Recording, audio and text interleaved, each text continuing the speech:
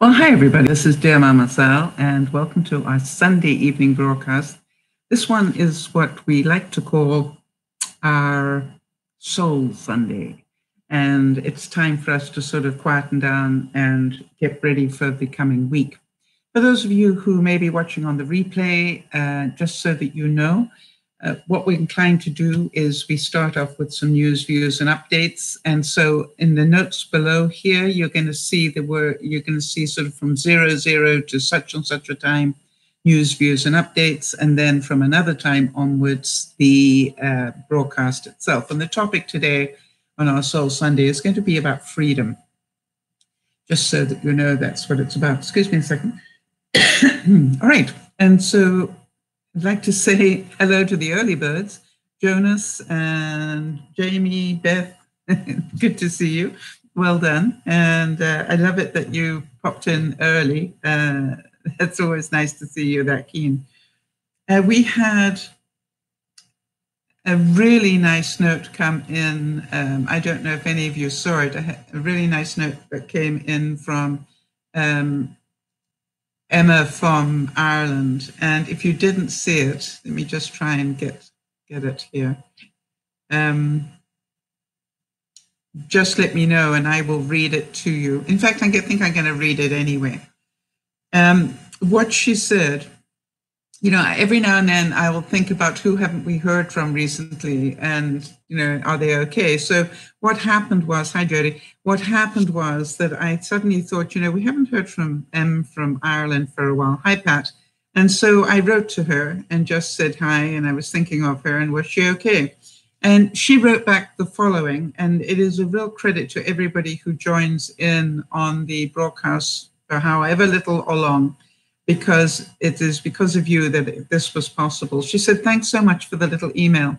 Really made me happy. I've been busy lately. I started college again, and this time I'm really enjoying the subject, which happens to be biology. And touch wood, my health isn't stopping my education.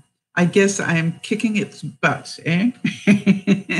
I was meaning to send you an email too, actually. It's been a while since we had a conversation on your cast, but I've never forgotten the tools you gave me. How I used to run at the first sign of panic. And for some of you that have been around a while, you will remember that, I'm sure.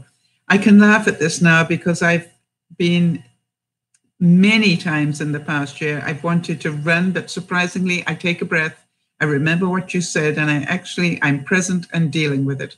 Kind of amazing. Kind of amazing that I'm out of the house every day and doing something I love too. I owe you lots, Sal. And that's not just me, it's everybody here. I do hope you're well, the move, your health, and I'm praying most nights. I love you, Emma. P.S. It's okay. Yes, actually it is. Amazing. I have that little voice in my head every day. And for those of you who don't know, I wrote a poem for Emma some time ago, and it was about stress and anxiety, and I called it Shh, It's Okay. And that's what she's referring to there. Anyway, I just wanted to let you know, everybody that's here, if you hadn't supported the weekly broadcasts, whichever ones you happen to check in on, I don't think we would have got that particular email. And so I want to thank all of you for being there, for supporting me and helping us support other people. And it's a really important thing. Before we get going, I wanted to make sure that we give some thoughts and prayers, whatever your religion, for the families of everybody in the synagogue shooting. And also for all the families that were involved in those terrible pipe bomb scares as well. You know, I give thanks for the fact that none of those pipe bombs went off. But other than that, hi Lee, and hi to Steve, I think.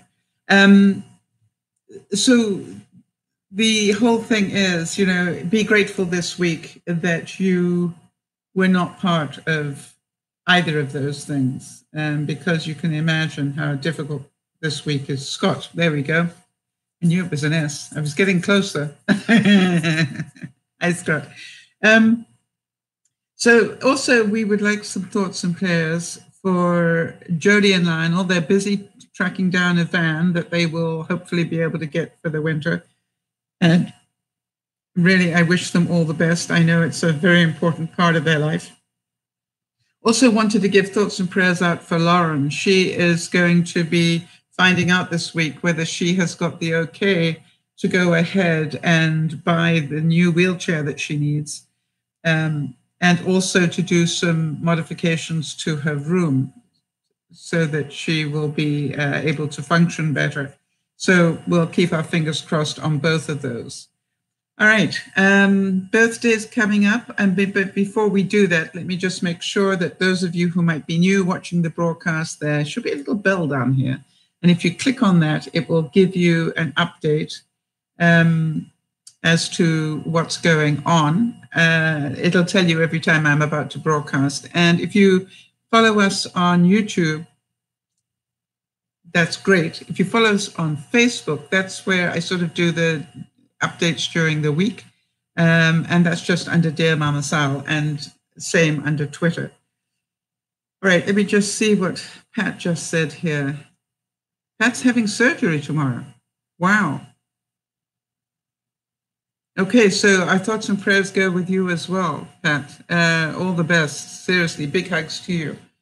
That's scary stuff. And, you know, I think that there isn't such a thing as an easy operation. So whatever it is, our thoughts and prayers go with you. It's Kiri's birthday on the 31st, Nana's on the 2nd, and then we'll do the others when we get to next week.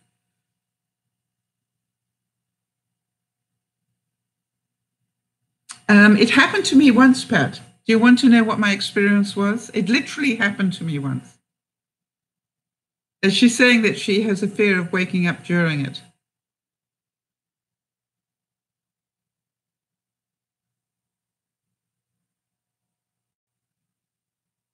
Yeah, it actually was. It actually was surprisingly funny. You know, I really have to say, yeah, I literally, I was aware that suddenly I could see the surgeons and all the people around with their masks on, and I could hear them talking. And being me, Pat, you can imagine this. I'm sort of rolling my eyes a bit until I get eye contact with somebody, and I went, "Am I meant to be hearing what they're saying right now?" Because something tells me, and you know, you don't want to hear the words that came after that. But the next thing I know, they put a mask over me. They put a mask over me and put me under again. But it, you know, literally, I woke up and I'm going, I can see them. You know, and I'm going, am I meant to be able to see them right now? You can imagine. Luckily, I guess the scalpel wasn't in a very sensitive place, because if it had been, I probably would have lost something. Yeah, you know something, I've had a lot of operations in my time, Pat, and that's the only one. Hi, Lizzie. Good to see you. That's the only one where it ever happened. So, you know, it was just like, yeah, right. I don't think so. But the good news is I didn't feel any pain. And apparently, you know, they had, you know, opened me up already. So I heard afterwards. So there you go. Yeah. So just be. Have you not had an operation before?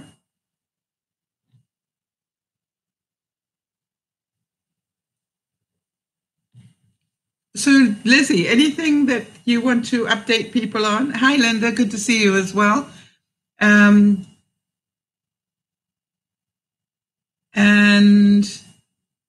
has anybody got anything that they want some help with in terms of some support?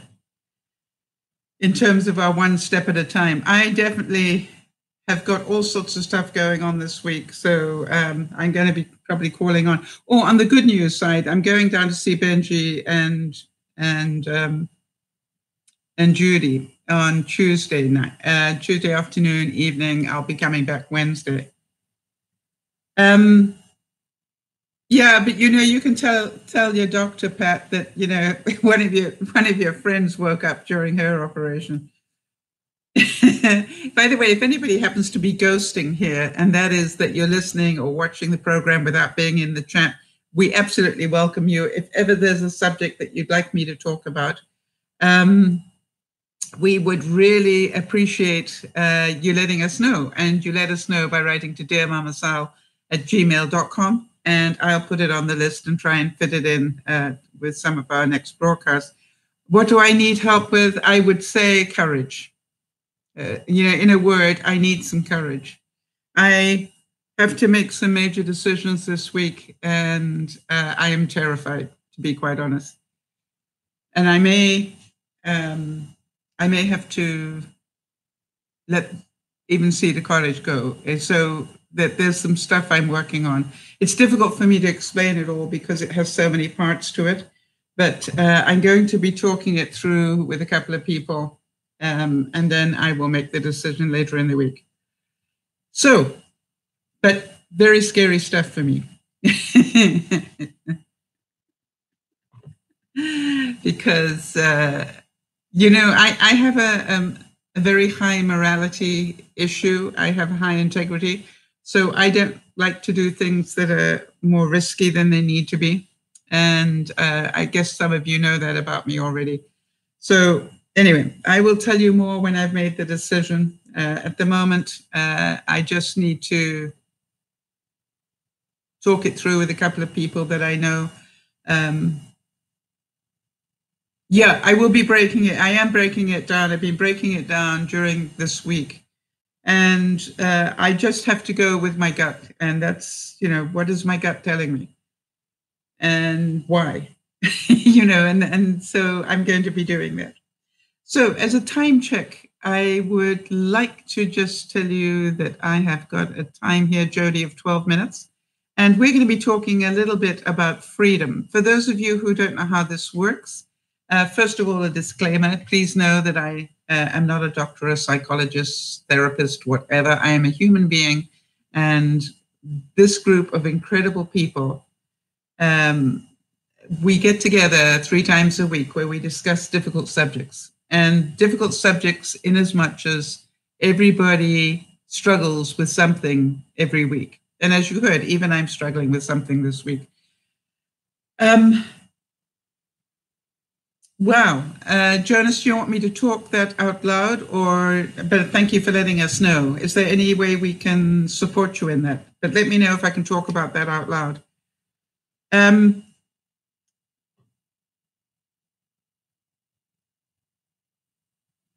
And so, Jonas is saying that earlier his masculinity was questioned and he was accused of being transgender. So you had to deal with that. So first of all, are you transgender? And, I'm going to ask that straight up because was there a reason why they might? Right, not necessarily. Jonas is saying to criticize somebody's masculinity just shows how insecure you are about your own. I can't say that is true for me. I have a very dear viewer, and it's really strange. He had a couple of pictures where he actually looked like he was a female. And I actually wrote to him and I said, I mean no disrespect in this at all. But in the last couple of pictures I've seen of you, you really have looked like a female. And maybe I've had it wrong. I always thought you were a guy, but maybe it's wrong. And so I just like to check. So Jonas is saying it's because he wears a bit of makeup. Yes, that would confuse a lot of people, Jonas. So if you don't want people to misidentify you, then maybe understand that that's helping it, right?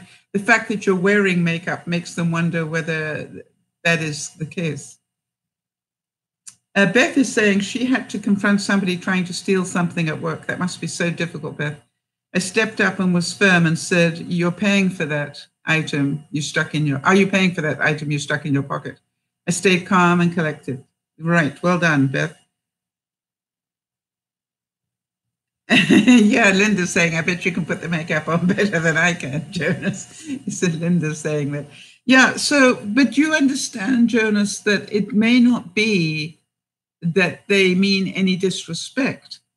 It's just not, they're not used to men putting on makeup. Now, they obviously never saw Boy George or any of the people, David Bowie or any of the others. But so, I think if you can find some compassion, Jonas, and not just take it personally, I want to tell you that I've always said to people, seek first to understand, ask the question. But maybe the way in which they asked it was what upset you.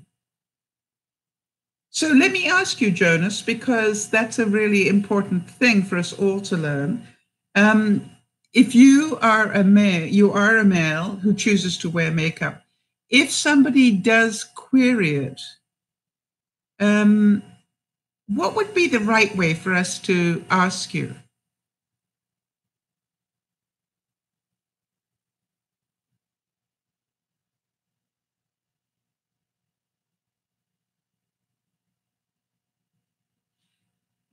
Right. So what Jonas is saying, it's not that he misidentified me, it's that he made fun of me for it. And that he made it out like he was more valid as a man because he didn't wear makeup, I presume.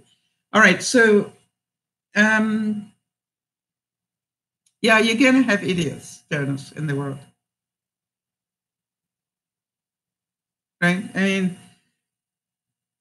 and if you expect people not to make fun of you, then I would be surprised. I had a friend of mine, a male friend of mine, who started to wear makeup. And I want to tell you that a lot of the people I knew asked me, is he gay? And I said, not as far as I know. Why? Well, he's wearing makeup. I said, well, if you think he's gay, maybe you need to ask him that. Yeah. And, so the thing is that, one of the things that I could help you with, Jonas, is how to answer that back without being angry. Would that be of any help?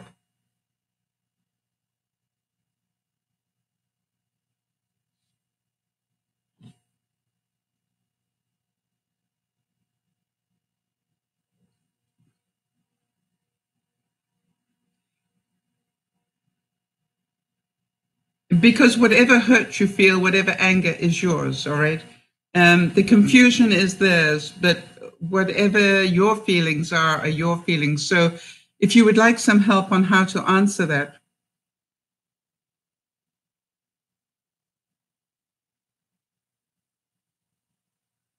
I don't think it is a reflection in his own insecurities. I'm sorry to say that I disagree with you on that.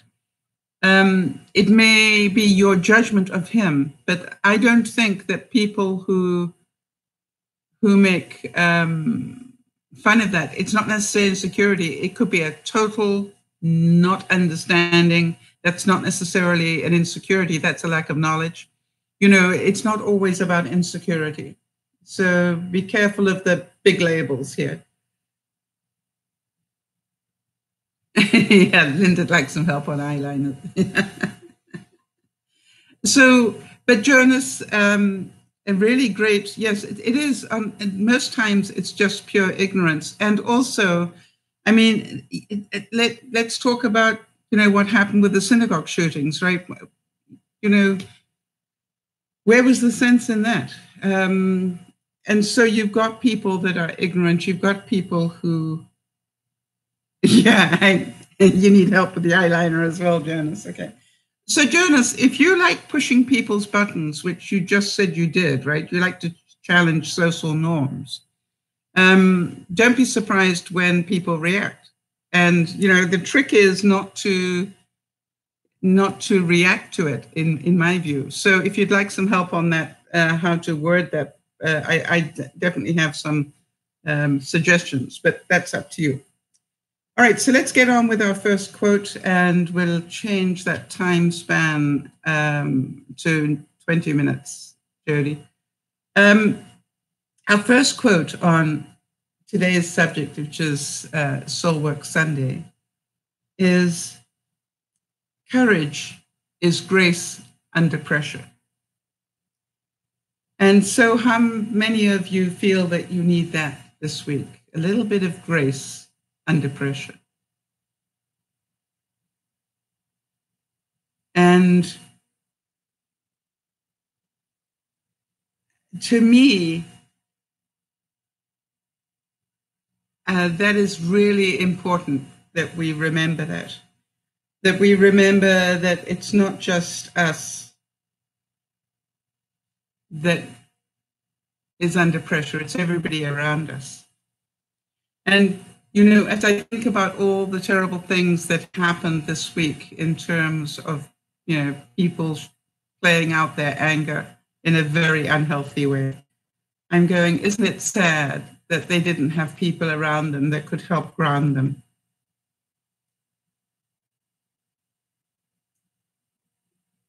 And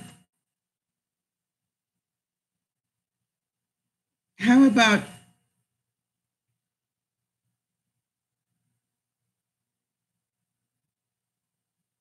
Jonas is saying he might make a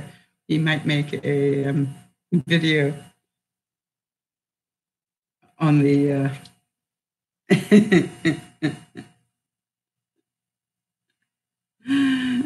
on how to do the eyeliner. Nowhere is, well, I don't think that nowhere is safe anymore, Jonas, but I think that, as usual, some places just are not safe. And by the way, you know, I don't think that we can actually work out where it's going to be safe or not safe anymore. You remember we said the same thing about, you know, going to the cinema, or yes, an embassy is not safe. Yeah, exactly, right? So we just have to just get on with our lives is the only safe thing to do. And if our number is up, it's up. You know, that is the way. I want to tell you that isolating yourself is not healthy, and it will not keep you safe. And here is the quote that goes with that. It says, if you're not willing to risk the unusual, you will have to settle for the ordinary. If you're not willing to risk the unusual, you may have to settle for the ordinary.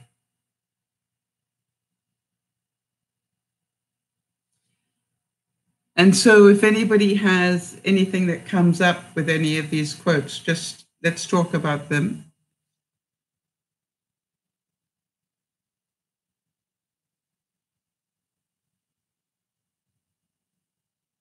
Yeah, I can't remember Hungerford. Forgive me. Linda's saying, cripes, I remember Hungerford. I thought that was so unusual, but it turned out normal. Help me here. My mind is not bringing up Hungerford.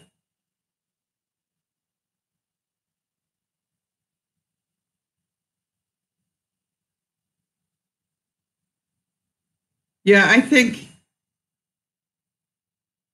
you know, I think that we all need to remember to stretch those boundaries just a little bit to, you know, it's as much as taking a risk can be really frightening, it also is very good for us. And part of the reason I've decided to go down and visit Benji and Judy is I need that break. It's been too long, you know, since I've been out of the house and gone away for a night.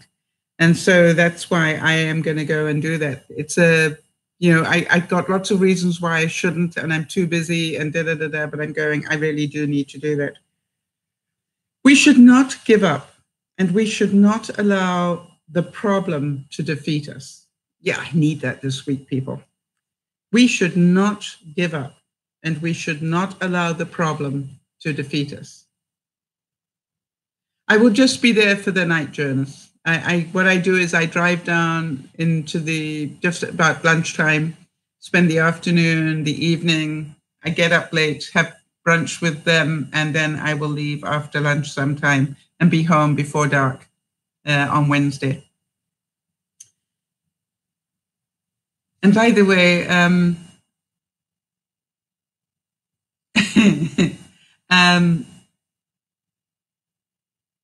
I managed to finish my first box of Halloween candy. For those of you who were keeping track on that one. Yeah, I can't remember that one, Linda. I would have to re-Google it. So forgive me. I almost feel embarrassed to say that.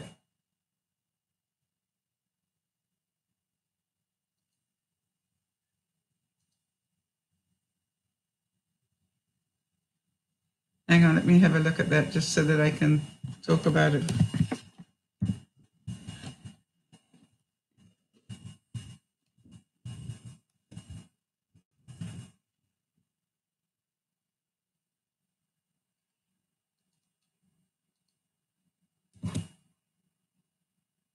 Okay.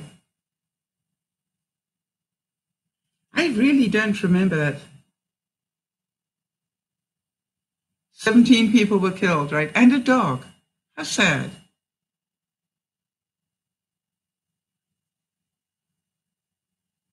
Yeah. So that is one that I don't know why I have no memory of that.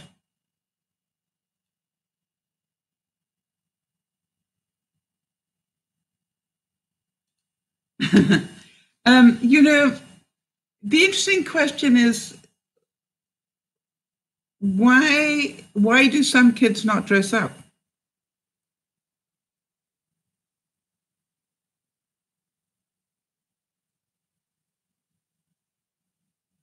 A problem is a challenge to be overcome. Yes, I understand. And this week I don't want to hear that, but yes, I understand it to be true. So seriously, why do some children not dress up for Halloween? I want to make sure we see both sides of that story. Because I have known some people that didn't dress up for Halloween because their parents were not into it because they'd had a death in the family or something, but they still wanted to go out and trick and treat. I've seen some people not dress up because they didn't have the money to be able to do so. So I don't think it's always just a case of they're too lazy to. But maybe that is your feeling. Have any of you ever had children that didn't dress up, and what do you do?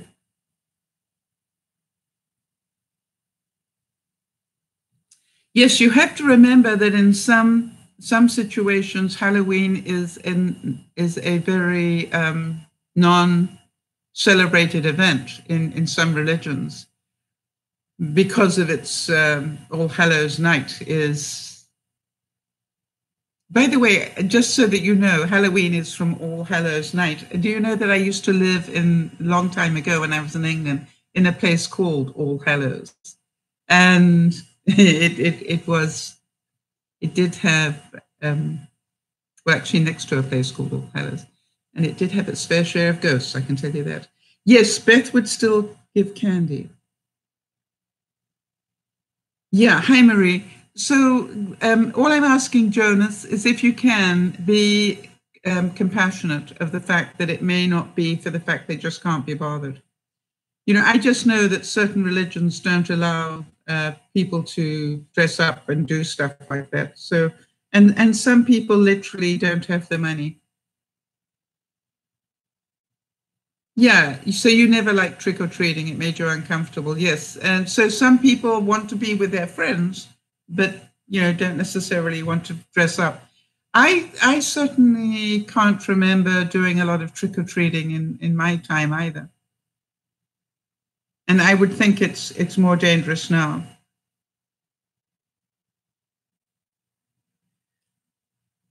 So, as in all things, Jonas, try and have compassion, right? Just because you think one way doesn't mean that everybody else should as well, right?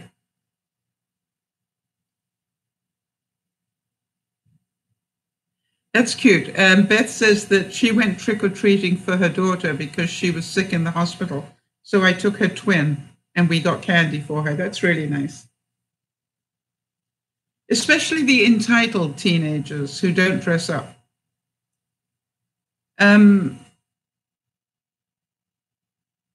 All right. So up until what age do you think people should be trick-or-treating? So obviously you've got a judgment there, Jonas, as to what age you should stop trick-or-treating.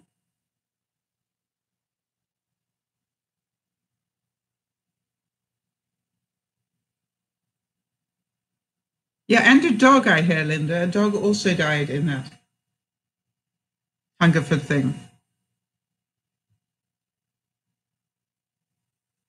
What age would that be, Marie?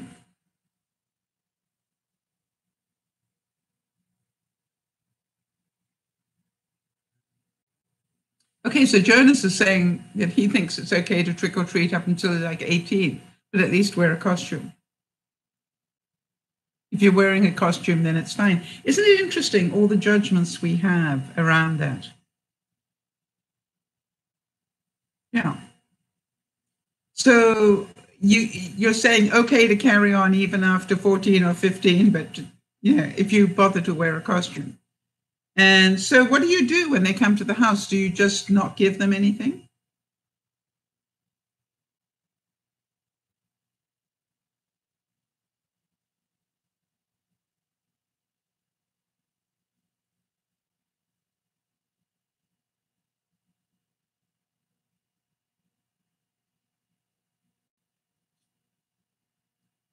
I'm just interested to what people do. And so you give them halls, okay. You don't give them the good stuff, you give them adult stuff. Yeah, I must admit I don't hand out candy anymore, and the reason is because my front door is down a staircase, and I I can't go up and down the staircase all the time. And if I stay downstairs, I need the washroom too often. It's just like I can't do both. So I must admit that I darken my house completely and stay out of it and eat the candy myself. So Beth's saying, if they're holding out a bucket or a bag, I'm sticking some candy into it. It's fun to hand it out and talk to people. Yes. So Beth, you make Halloween about having fun for yourself. I think that's great. Right. A very good point there. I'm not sure if it's Lee and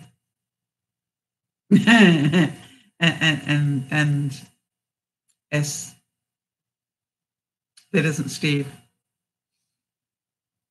I've gone blank again. Somebody will help me any minute now. Yeah, thanks, Lee.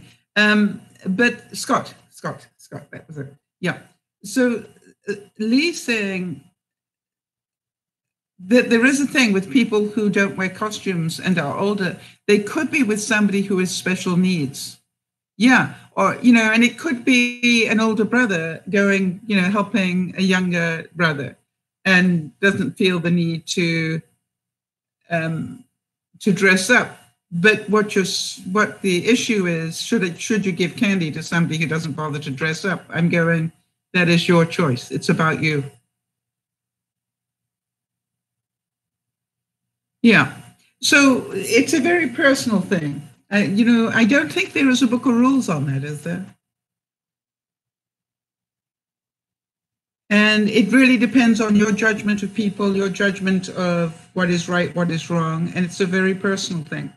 I really don't think there's a right or wrong with that. I normally give a couple, when I was doing it, I used to give them a couple of bits, but, I didn't overdo it.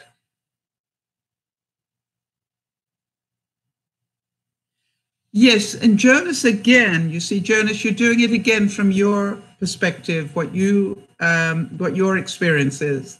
So be careful on that one. Jonas says, when I would escort my younger brother, I wouldn't expect candy. Yes, but did you get offered it? Did people offer it to you anyway?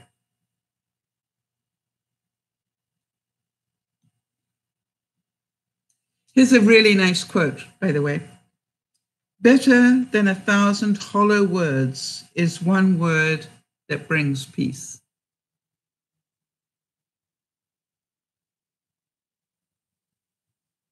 And so, again, Jonas, I think it's about communication. If you are, and I'm sure that you were, if you are genuinely going with a younger brother because he needs somebody with him, then you probably stood at doors and said, no, it's okay, I'm escorting my younger brother. And I can imagine you doing that.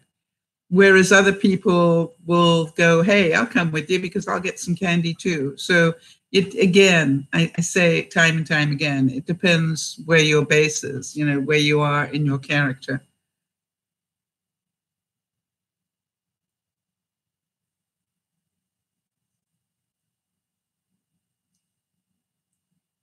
Oh, that's interesting. Beth said that when she went with her grandson used to ask whether she could have some too.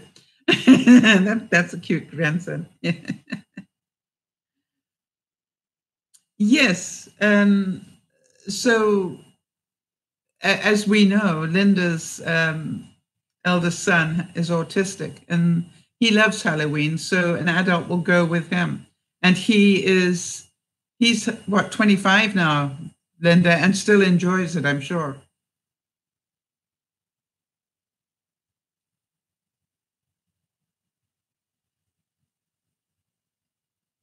Yeah, that's a good point, Jonas. You know, he said when he was a kid, I hated not knowing whose house I was going to be knocking on. So I'd rather go to the store and buy candy. Yeah. Again, your experience, right?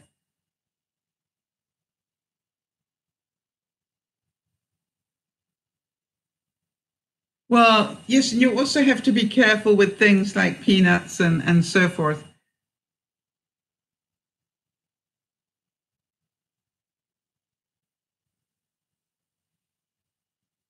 So why the teal pumpkin? Help me on that one, Lee. Linda, he's 27 now. Is he really? Gosh, he keeps growing up. Yes, as long as you're in the spirit of it. Yeah, I agree. And you know, when I had little children next door, what I would do is I'd go over there and hand over some candy over there without them coming to me.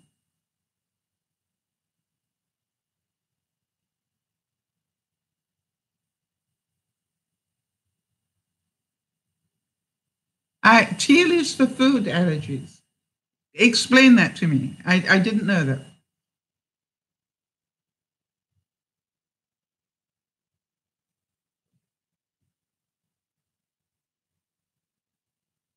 Now that's really clever. Beth is saying that instead of candy, she gave out Play-Doh, crayons, pencils, light up glow sticks. Yeah, and they liked it better than candy. That's a very good idea. Yes. For example, all the stuff that I'll be taking down to the girls are, you know, it's all crayons and Play-Doh stuff and coloring books and so forth. You know, I always do that. It's we said right at the beginning, if ever I gave them presents, you know, please to make it educational, not food.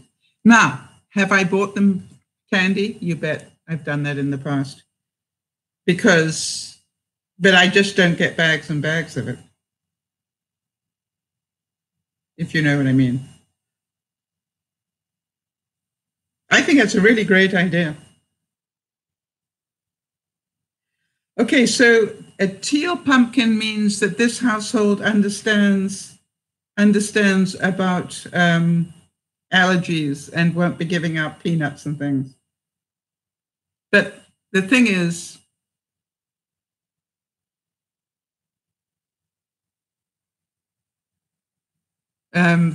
you don't know what allergy they've got, right?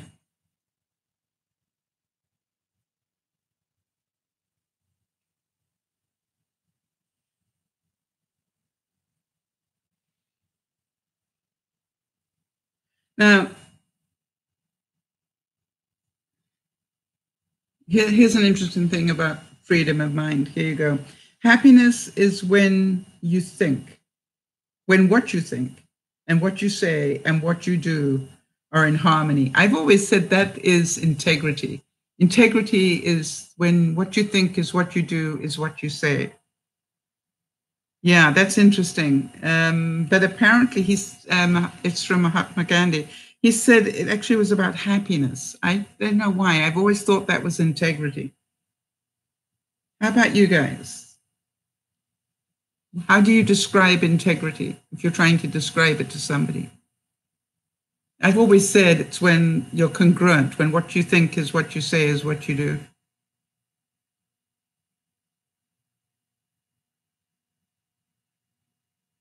Lee, I think that's wonderful that you give out special packages for the kids that you know, and that's being a great neighbor. You know what I mean? It's really a good neighbor.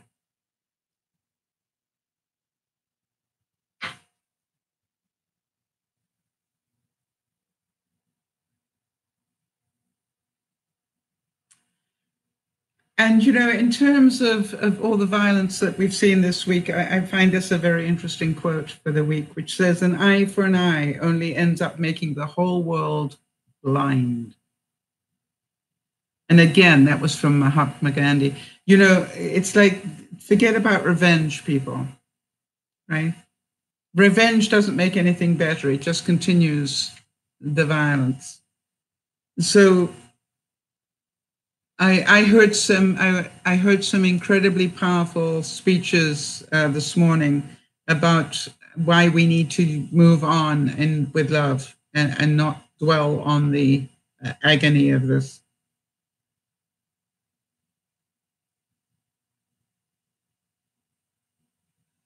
Yes, integrity, Jonas is saying, is when you stick to your morals and admit when you're wrong, no matter how it makes you look. Now, to me, that is character. Now, isn't that interesting, Jonas? Because what you're describing there, that you stick to, you know, that what you stick to your morals and you admit when you're wrong, that to me is character. Now, so for you, that's integrity. Okay. So let's hear from everybody else. What do you consider integrity to be? And what do you consider character to be?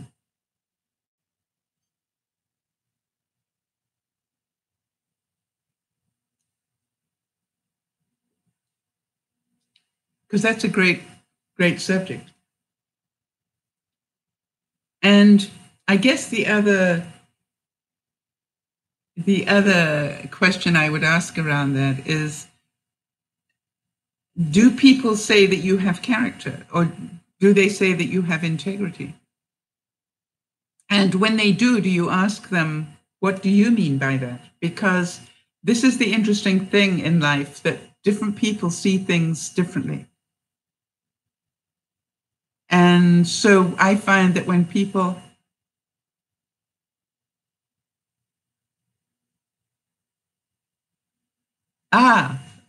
all right, so Jonas is saying, what's the difference between integrity and character? I've always thought possessing integrity was part of character. Yes, I didn't see it as one and the same. Okay, so Jody's saying she perceives that integrity is when you do exactly the same thing whether people are watching or not, right? You don't just do good things because people are watching, you do good things all the time. And I think, what about when you do things all the time with nobody watching? And if somebody is watching, you probably don't do it. You know, it's funny, isn't it, how different people react that way? Yes. Now, Lee's saying she's been told that she's too moralistic because she does have integrity.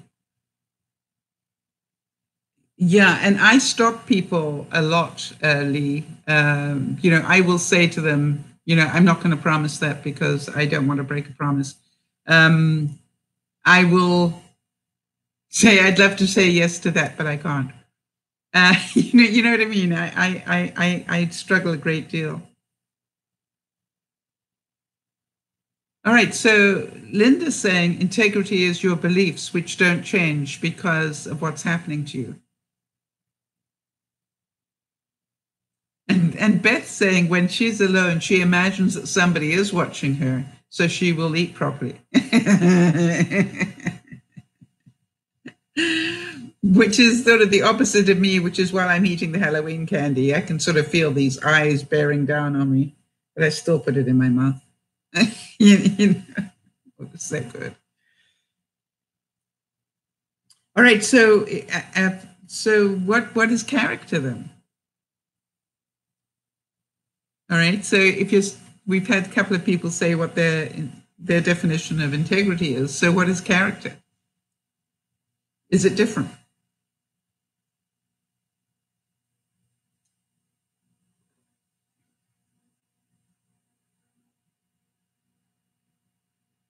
I think that's a lovely quote, Jonas. Wow. Jonas is saying, like his father says, seek to be praiseworthy, not praised.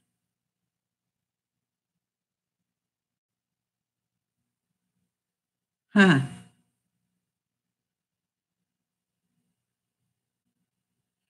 So Beth's saying she's been told she has a magnetic character. Now that probably is, most people would say you have a magnetic personality, but some people have told you that you have a magnetic character.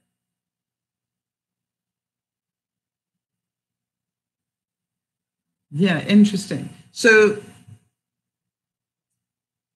is anybody going to give me the Google of what character is?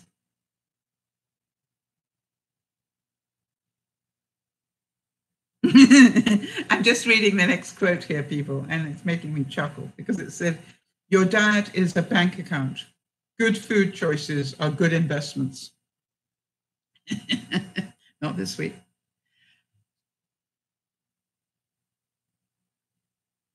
Now, here's a great quote, and I'd like you to guess who said it, because I think it's a great quote. The true sign of intelligence is not knowledge, but imagination. Who do you think said that? The true sign of intelligence is not knowledge, but imagination. All right, so in the meantime, Jody has a quote for us. The mental and mood qualities distinctive to an individual running away was not in keeping with her character. Okay, so character are mental and moral qualities distinctive to an individual. Good, okay. Integrity is your belief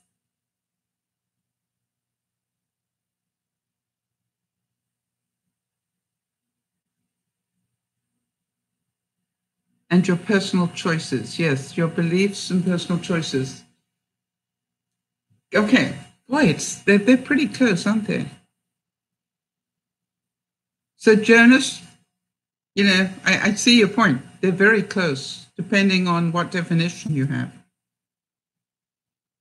So does anybody want to hazard a guess at who said the true sign of intelligence is not knowledge, but imagination?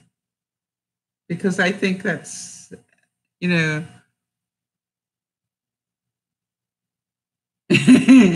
says, I think my character is stubborn. Really? Why would you pick a negative one? Actually, Jody, that's a great guess. Walt Disney. Yeah, it wasn't him. But that is a great guess because he surely lived that, right? That is, I'm actually quite, yes, did you look it up, Jonas? It was Einstein. Did you look it up?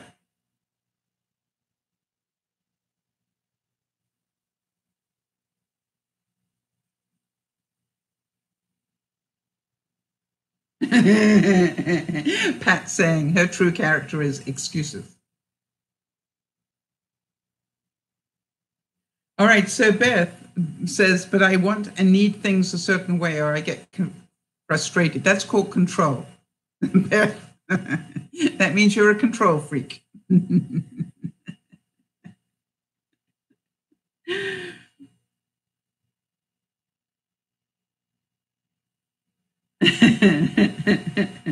Yeah, you're happy as long as everybody does it your way. I so relate to that.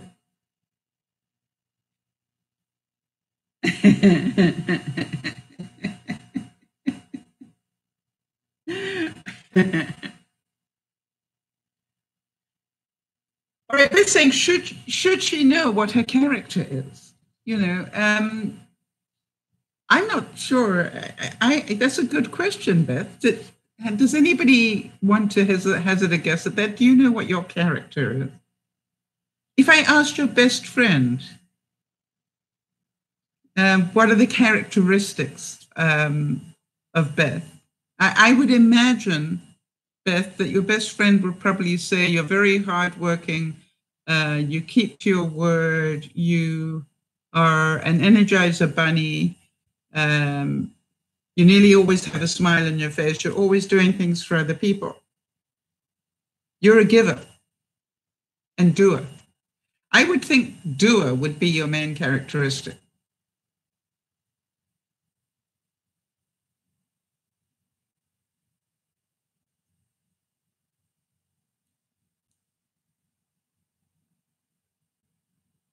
Oh, well done, Scott. Bonus point. Scott also thought it was Einstein, but said that the quote sounded like something out of Willy Wonka. I love that.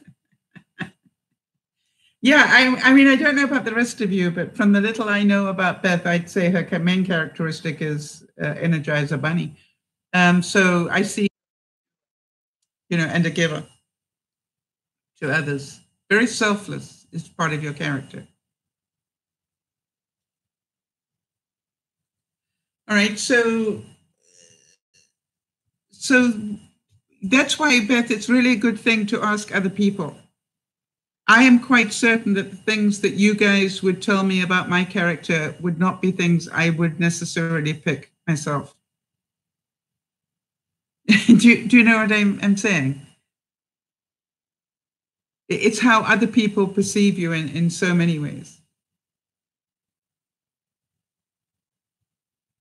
It's just who you are. It's your character. Duh. All right. So you perceive yourself, in a negative way. I really doubt that your family and friends do. Yeah, duh.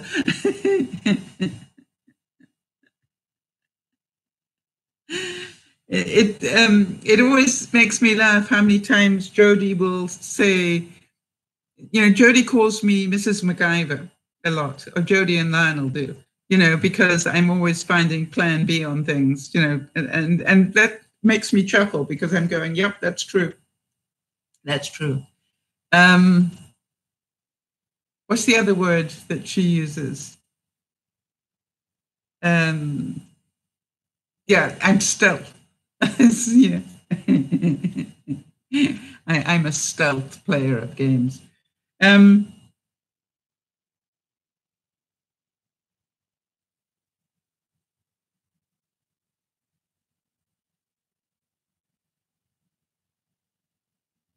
Yeah.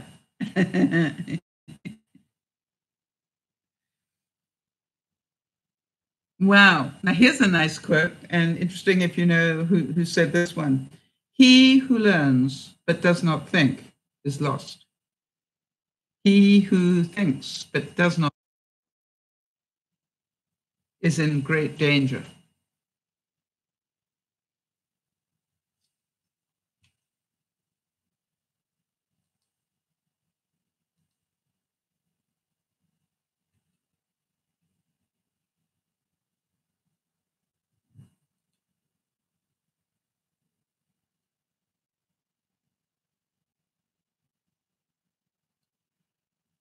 Yeah. So you don't see yourself as a doer, Beth. I have a way that you could prove it to yourself if you would like.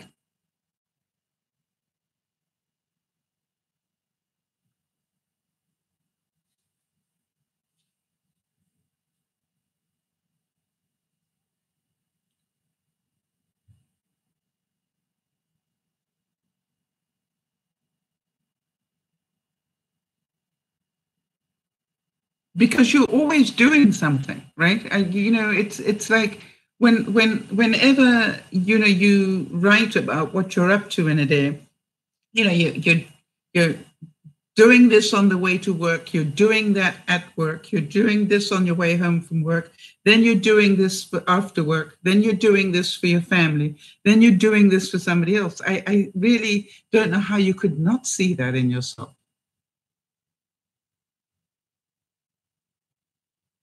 Right? It's just like you're a doer.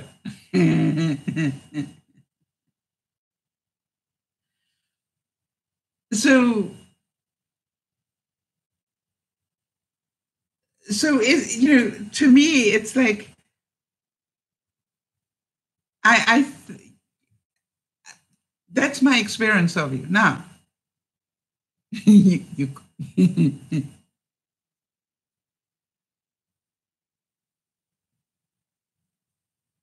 you right. So Beth says, but I need to. My list in my brain has a hard time seeing it that way. It's just a list. Yes, but you're constantly going down your list. I mean, you don't sit down and think a great deal, right? You just keep going. It's just like things keep getting added to your list.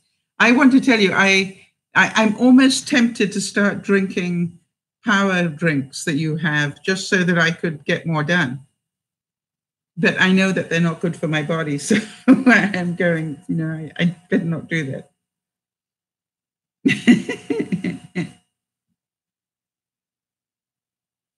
Now, how about this one? I think this is really cute quote. It says, friends are the siblings God never gave us.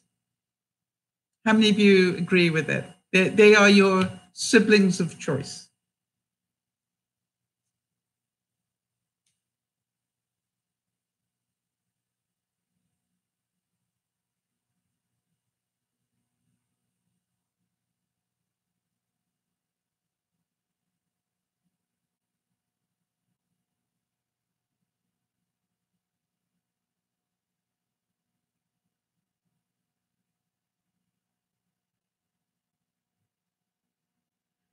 Jonas, you're right. I really don't want to know how much protein powder you used to consume. Did you know it's really bad for your kidney? I found that out the hard way. I actually started taking protein powder, and the next thing I knew, I had issues with my kidneys. So I'm glad that you don't do it as much.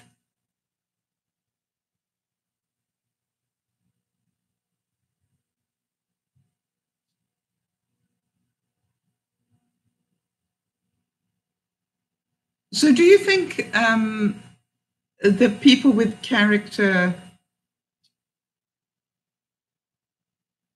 All right, let me ask you something differently.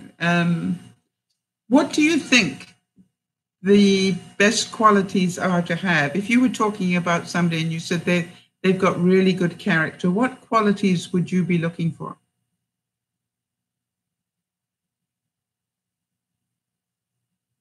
Yeah, but it is bad for your kidneys. I know it had an effect on mine. So now, if ever I do have it, I make sure that I'm drinking cranberry juice at the same time to counteract it. Because cranberry juice is really good at cleaning the kidneys.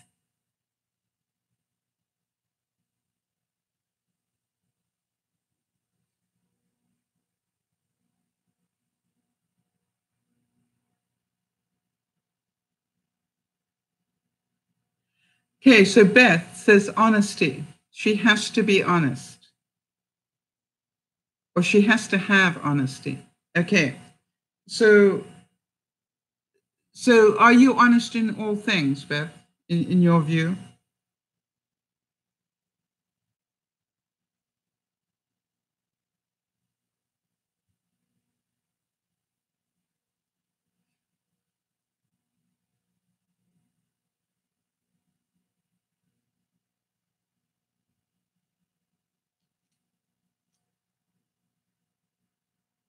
Yeah, and her reason for having that so strong in her life is because her mom used to make her lie on her behalf all the time. Yep, and I understand that.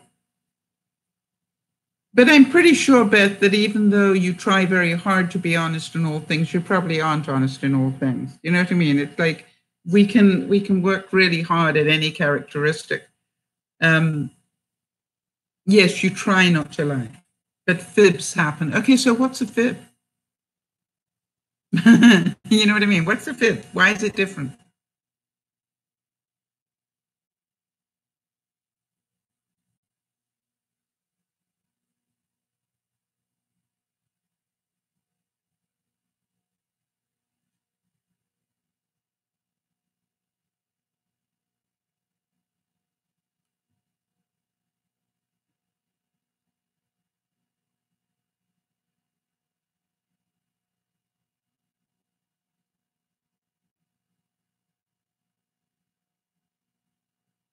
Yeah, I agree with you, Linda. Maybe decide what is family. It doesn't have to be blood related. Yes, I've recommended that to a lot of people. If you're not happy with the family you got given, see them as an experiment and then go and pick your own.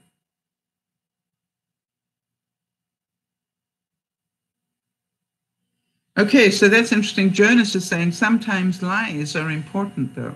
Sometimes lies protect people.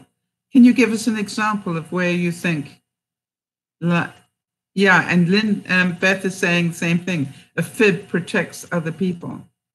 So where would you use a fib or a lie that protects other people?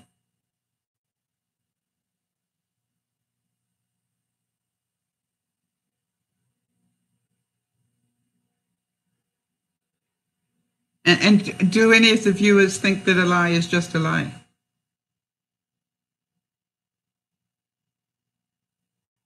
Whatever you call it, it's still a lie.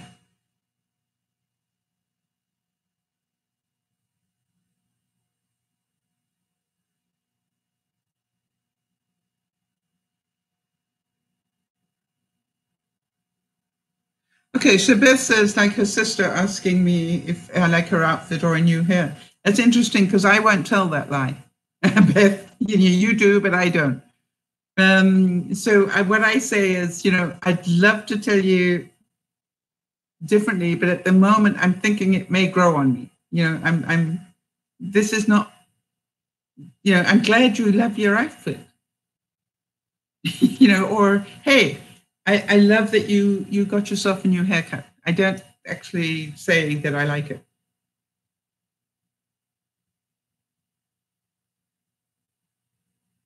All right, so you're saying that when your grandmother, Jonas is saying, when his grandmother was on her deathbed dying of cancer, we didn't tell her that her favorite aunt just passed away because we knew it wouldn't help anything.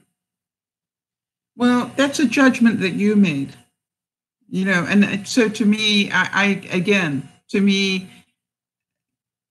maybe it would have helped her if you said, did you know that Auntie Jane, just passed, and that means you'll be able to see her when you pass on.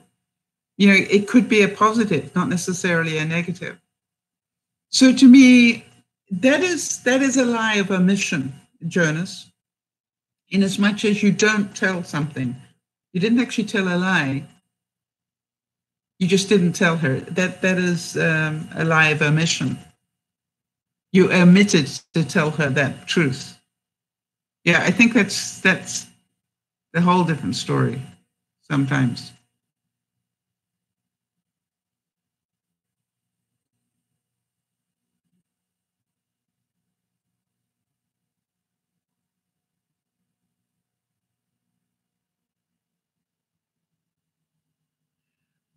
Yeah. So what I'm saying is that's not a lie. You didn't tell a lie. You just didn't tell her the truth. You know what I mean? You admitted to tell her something.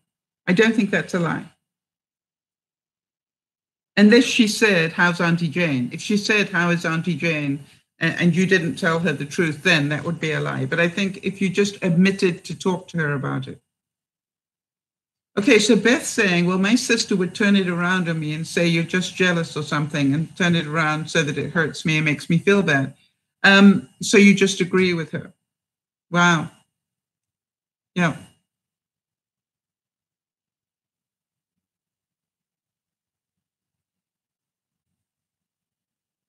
Yeah, I've got somebody in my life that every time they see me always says, oh, your hair looks good.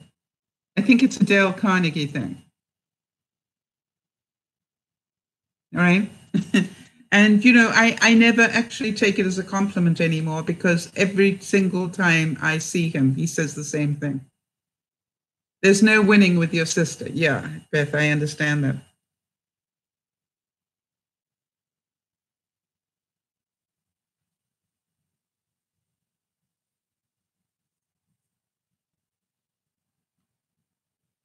Yeah.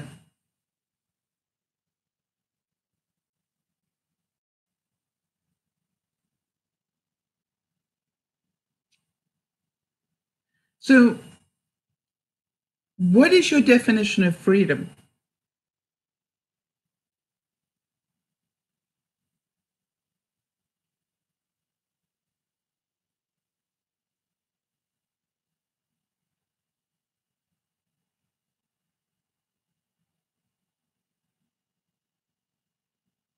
And the reason I ask that is because that is what, I want you to sort of talk around today. What is freedom to you? If I didn't know what the word meant, how would you describe it to me?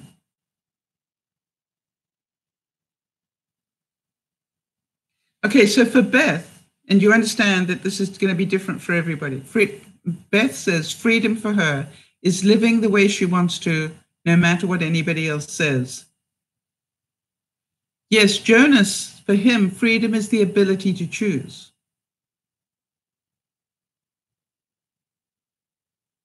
That is the ultimate freedom, is the ability to choose. Yes, not to feel forced into anything. That's a good definition as well. So anybody else got a definition of freedom for them?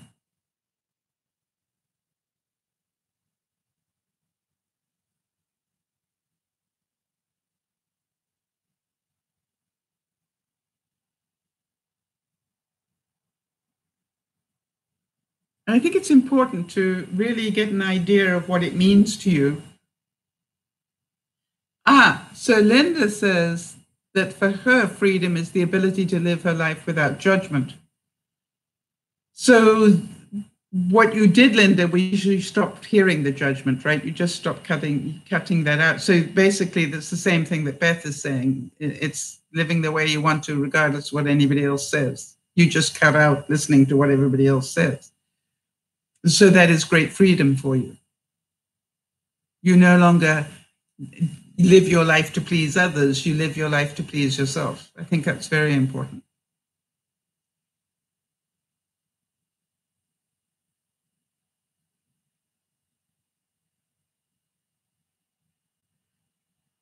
And anybody else got a definition of freedom? Because it's an important word, I think.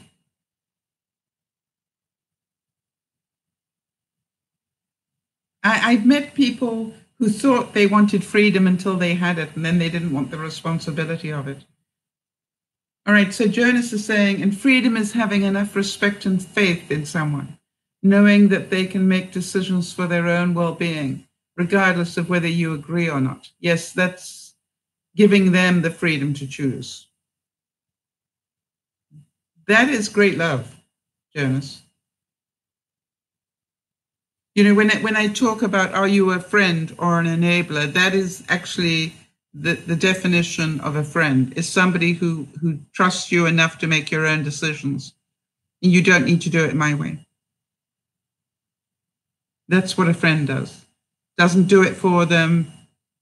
May give them a couple of pointers, but doesn't worry if they listen to them or not. Just like, how can I support you? They're not worried about how you do things, just that you do it for yourself.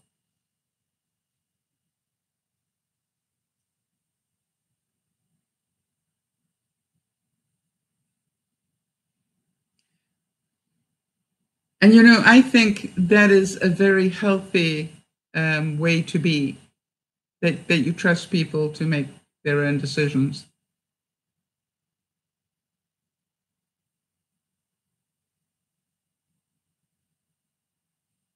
And yeah, you're right, Beth. So why did you think of your daughter on that?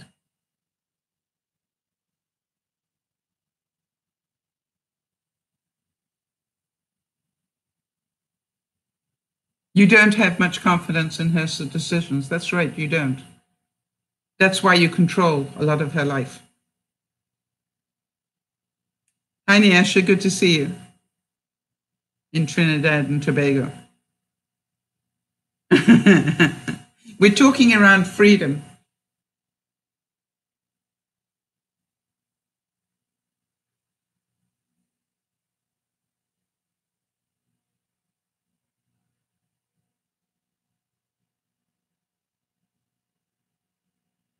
Yeah, but it is freedom for you when you let her survive.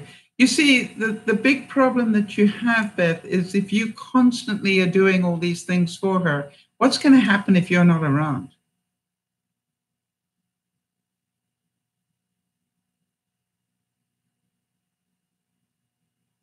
You know, Jonas, that is quite normal of a parent.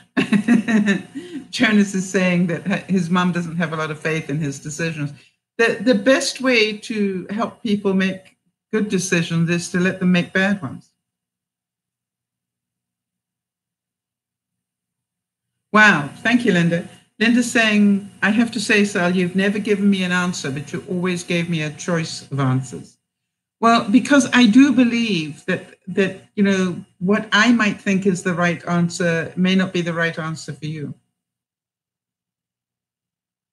And so to me, it's like there is no right answer, Beth. Linda, you know that, right? There is no right answer. I have a couple of problems, and I know that there isn't a right answer. I just have to decide which answer I want to go with, because there are pros and cons to every answer. And so to me, part of making good decisions is to appreciate that. Yeah, Nyash is saying her mother doesn't think so either, and she's 34.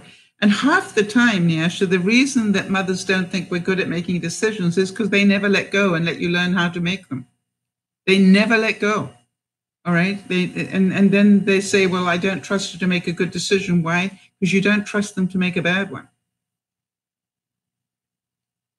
And so this is what I always say to when I'm talking to parents, because I have quite a few parents who phone me, and I've said to them, you know, it really sounds to me like you don't trust that your child will make a good decision.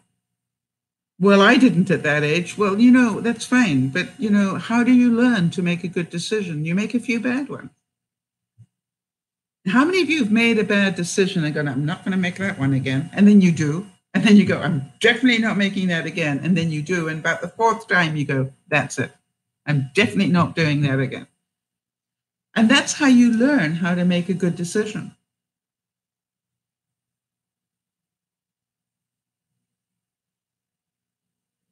How many young people do you know that think the rules of the road are for everybody except them?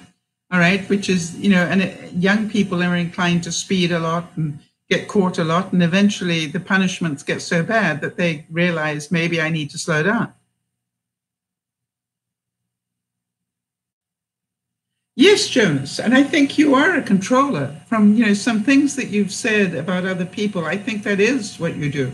All right, and Jonas says, I feel the same way about my brother. Sometimes I micromanage his choices because I assume he doesn't know what he's doing. Yes, the other thing is, how is he going to learn to make good choices if you're always making them for him? And, you know, if you want to make somebody into a dependent, just keep making choices for them, because they actually will start saying to themselves, there's no point in my making a choice because so-and-so is going to come along and change it anyway.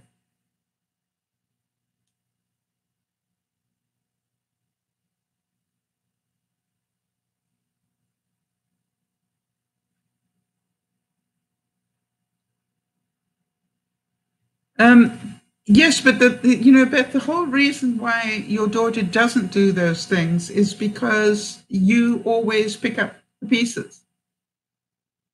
All right. And I'm not saying that that's a bad thing. I'm just saying that's why she doesn't do it. She doesn't have to. You'll always do it. Yes, Jonas, I do believe that you probably do act like a parent. From what I've seen, you like to control other people and the way they think and do things. You know, that's a parent. Yeah. So how do you manage to get your granddaughter onto your insurance policy? That's interesting.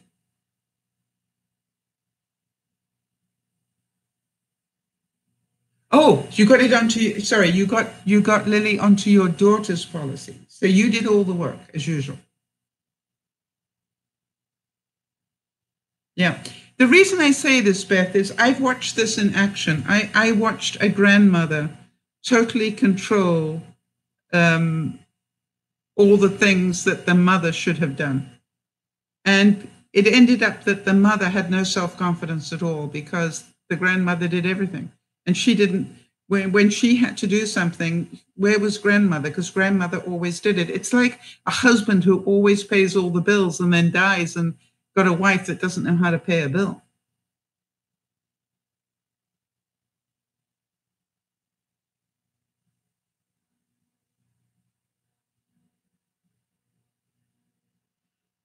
Nyasha, I'd be very grateful for that. Nyasha's saying that her mother won't let her do any house chores because she knows she's going to mess it up. I'd be going, yay!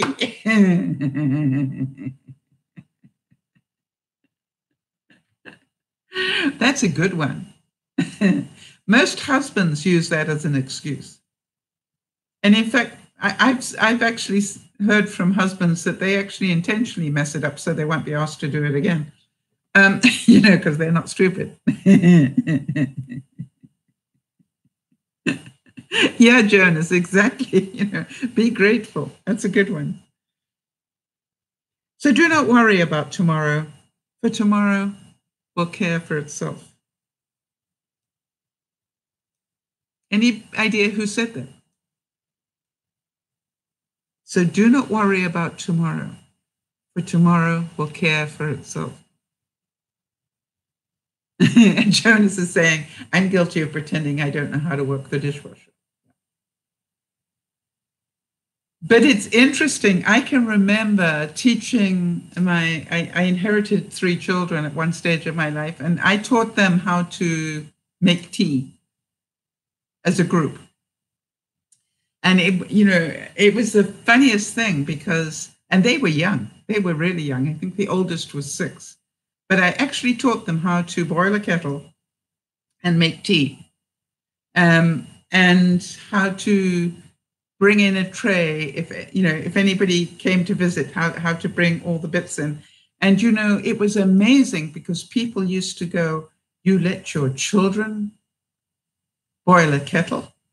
And I'm going, yeah, they know what hot is now. But I didn't start off with a boiling hot kettle, did I? I started off with a cold kettle with very little water in it and made sure that they all knew how to pour a kettle and then how to pour a hot one. And then what happens if you pour one that isn't, that is more than hot. And, it was really interesting because they got such joy. They used to love it when people came to visit because they used to come out and go, would you like a cup of tea?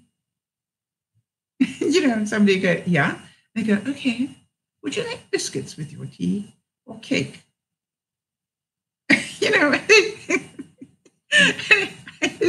People would look at me and go, what's going on? I said, it's what they think. They love to do it. So, but how many people thought that was terrible, that children were making tea with a hot kettle? And I'm going, they know how to use it. My children could use the dishwasher and the washing machine very early on, right? They knew how to work them.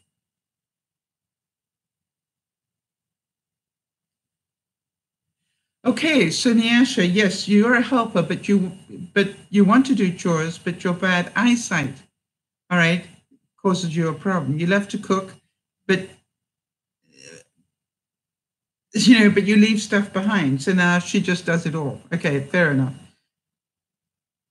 I think children are far more capable than we assume them to be. Yes, I never, something? I actually want to tell you that I talk a lot to a lot of parents about that. Why do you treat them like they're stupid? Because they're not. They're way smarter than you think they are. And I used to prove that all the time. I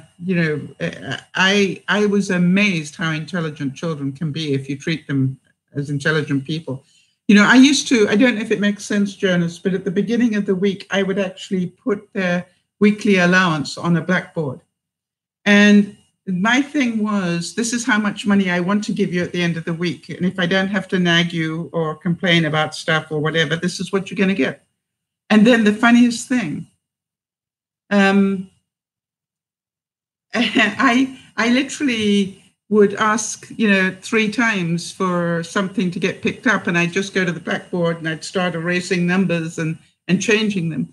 And my youngest son at that time didn't know how to count. And he'd be literally going to his elder brother and going, What's she doing? What's she doing? What's she doing? And the eldest son would say, she just removed 50 cents from your allowance. Because I didn't pick up that thing? Yep. Oh, okay. Right. And he got the message. He understood. Yeah, Beth is saying she had to learn how to do everything herself, or she would go hungry. And sometimes she'd feel like I'm 80 because I had to do it so young. No time for fun, just a list of things to do. I want to not do lists. Yeah, you're going to learn eventually, Beth. I'm afraid that life will one day make you learn to do without a list. One day, life will ask you to slow down, and you will find it very difficult because to you value the doing. That is your, you value what you do. And, but you will learn. It's part of learning. I assure you that I used to do my whole life with lists, and now I had to let them go because I get so frustrated that I can't do it all anymore.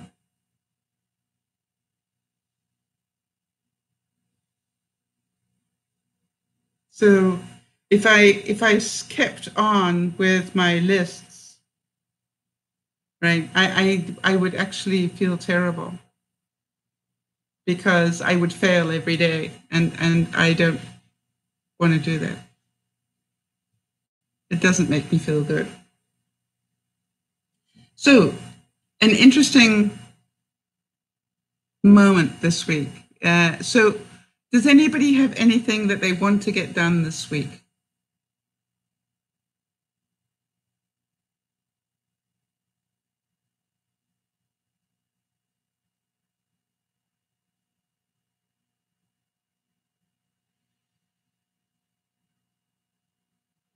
Yeah, I think that's a really interesting quote from you, Beth. The list represents for me that it is to survive, what it is to survive, I think. Just to survive one more day so everybody else's life is better, then mine would be better. Yeah, that's sad, isn't it?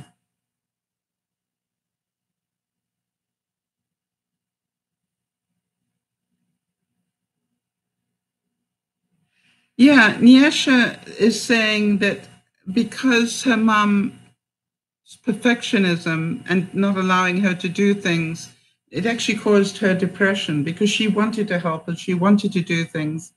And now she's not allowed to. And it makes her sad. And, I can see that, Nyasha.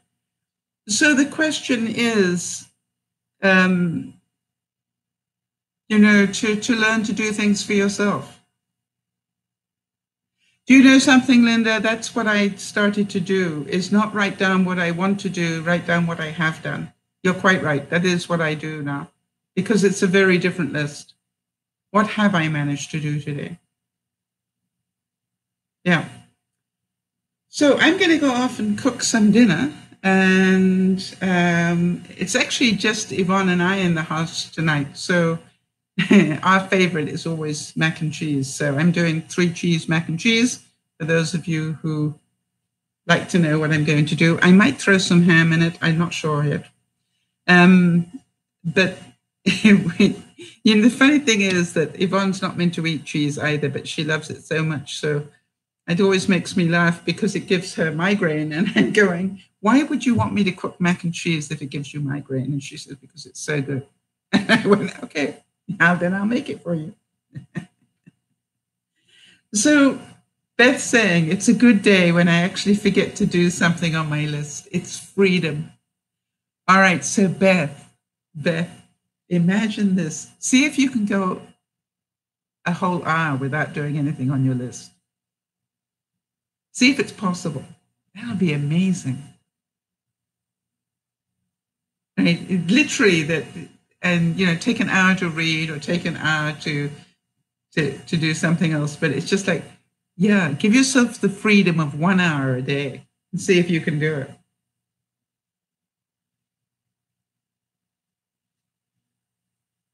Now, the other thing is take the time to be a grandma. And I want to know, how's your score going on that? For those of you who don't know, one of the things that Beth and I have been talking about is the role of a grandmother as opposed to a parent. No, you don't have to write a list, Nyasha. No, you don't have to. Beth writes a list on everything.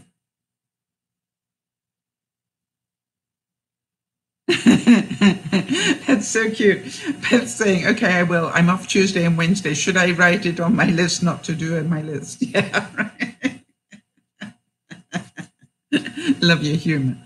But, it's interesting. Can you live a day without a list? Can you have a day off from a list? I'm just suggesting you start with an hour off from the list, because will I be filming any vlogs at Benji's? And I probably won't, because I'm only there for a short time, Jonas. And, when I have such a short visit, I really want it to be about us.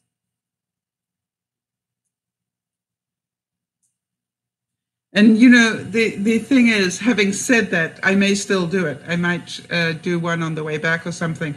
But I think I'm going to...